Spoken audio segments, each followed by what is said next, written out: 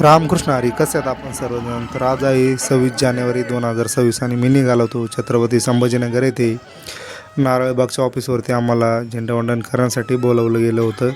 आम्ही सर्वजण इथे उपस्थित होतो आणि गवळीदादा आम्हाला एक गीत सादर करत होते. ते गीत आम्ही ऐकतोय. कोटी कोटी हे बळकट भाऊ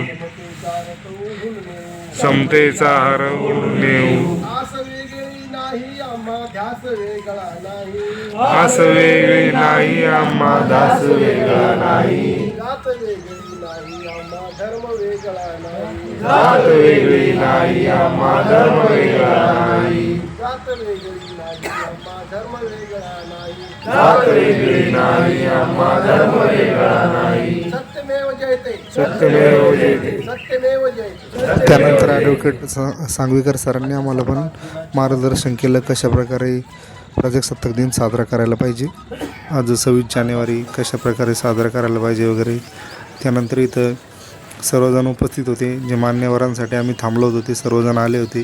त्यानंतर इथे डॉक्टर बाबासाहेब आंबेडकरांची पूजा केली आणि महात्मा गांधी यांची पण पूजा केली. त्यानंतर झेंड्याला सलामी देण्यासाठी सर्वजण आम्ही तयार होतो आणि आता लगेच झेंडा फडकावून इथे राष्ट्रगीत होईल आणि राष्ट्रगीताचा व्हिडिओ नाही घेता येत आपल्याला, कारण लगेच आपल्याला राष्ट्रगीत म्हणायचं आहे.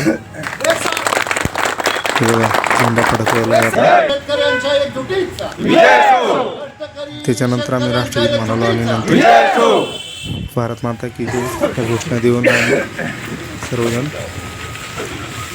जागेवरती बसून घेतलेलं आहे. 26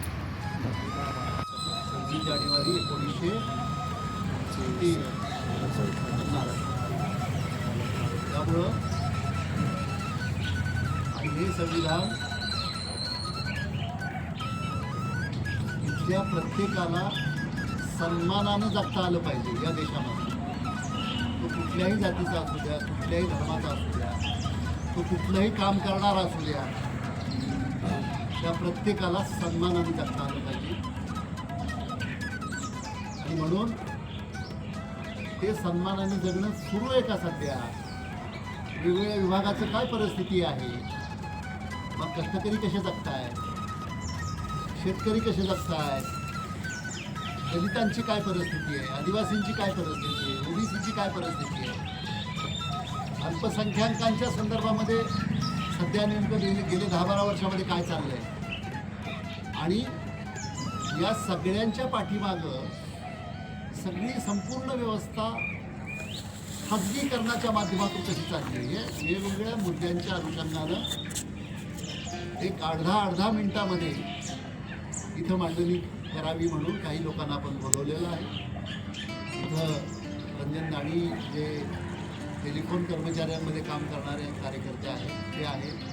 आपले हातनूरवरून रामचंद्र काळे जे स्वतः शेती करतात आणि कष्टकऱ्यांच्या बरोबरी असतात ते आहेत.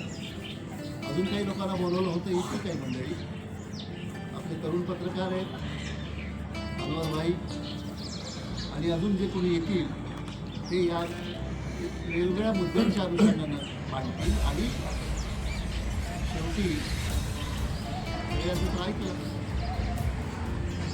ऐकायचं आणि इथंच विसरायचं आणि निघून जायचं आपापल्या घरी. आम्ही काही करणार आहोत का? संविधानाचा आज आम्ही जागर करत असताना, संविधानाची आठवण करत असताना, प्रजासत्ताक दिनाची आठवण करत असताना आमच्यावरती काही जबाबदारी आहे का? ही नीट समजून घेऊन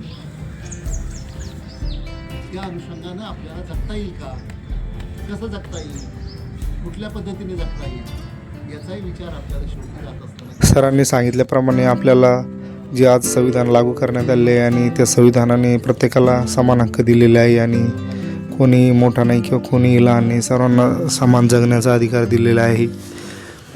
तर आपण सर्वांनी ते संविधान टिकून ठेवायचा प्रयत्न केला पाहिजे. आणि मग शेवटी जाताना आम्ही सगळ्यांनी इथे फोटोशूट करून घेतलेला आहे. कार्यक्रम संपला आणि आम्ही सगळेजण इकडे निघालेच होतो. तेवढ्यात आम्हाला आमचे भाऊ भेटले आणि त्यांनी आवाज दिला की आम्हाला पण येऊ द्या. आणि कार्यक्रम आपल्याला हे आणि संपल्याला आम्ही आता घराकडे निघालो. तुम्हाला सर्वांना प्रजासत्ताक दिनाच्या खूप खूप शुभेच्छा. तुम्हाला व तुमच्या परिवाराला माझ्याकडून आमचे मित्र पोळ भाऊ यांच्याकडून पण शुभेच्छा आणि दादाराव सुकाशी यांची धन्यवाद. आमदार थांबा. हे दीपक पाहुणे आले होते आज कार्यक्रमाला उपस्थिती लावली होती. एक नामदेव नवखंडे. आमच्या सगळ्याकडून तुम्हा सर्व भारतवासियांना प्रजासत्ताक दिनाच्या हार्दिक शुभेच्छा. वंदे मातरम. भारत माता की जय. जय.